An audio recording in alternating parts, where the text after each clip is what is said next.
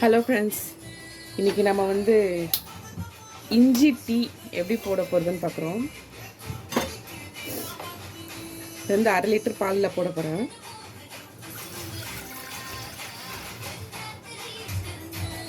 Ice டம்ளரில் 2 tumbler தண்ணி ஊற்றிக்கிட்டேன்.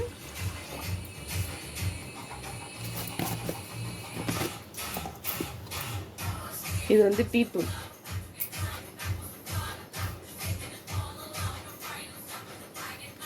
நாலு ஸ்பூன் போட்டிருக்கேன்.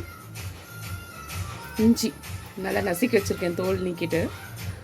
இது வந்து இப்போ நல்லா கொதிக்கணும். இப்போ வந்து நல்லா கொதிக்குது, உங்களுக்கு பார்த்துனாலே தெரியும். இப்போ நான் வந்து இந்த பால் 1/2 லிட்டர் பால் பாக்கெட்டை அதுக்கு இதில் ஊற்றுறேன்.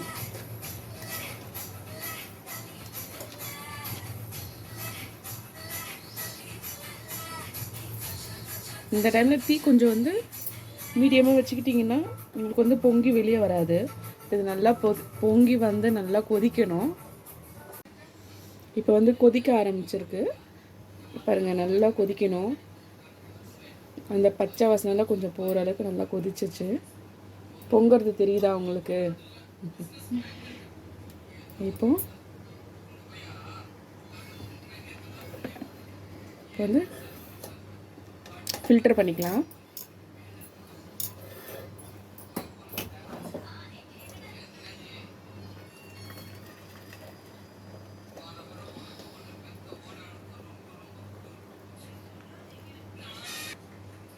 ஃபில்டர் பண்ணியாச்சு. எனக்கு வந்து நாட்டு சக்கரை போட்டு தான் நான் எப்பவும் குடிப்பேன்.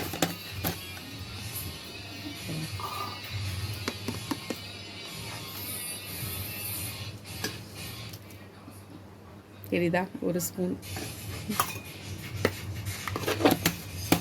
என் ஹஸ்பண்டுக்கு வந்து 1/4 சக்கரை இருக்கணும். என் பையனுக்கு வந்து நல்லா கொஞ்சம் இதுவாக மீடியமாக இருக்கணும். எனக்கு வந்து 1/2 சக்கரை இருந்தால் போதும். இது வந்து ஸ்டவ்வில் கொதிக்கும் போது நம்ம வந்து நாட்டு சக்கரை போடக்கூடாது, ஏன்னா பால் வந்து கெட்டு போயிடும். ஸ்டவ் நிறுத்திட்டு ஃபில்ட்ரு பண்ணிவிட்டு அதுக்கப்புறமா வந்து நம்ம வேணுங்கிறப்போ சுகர் ஆட் பண்ணி ஒரு ஆற்றிக்கலாம். அவ்வளோதான், டீ ரெடி.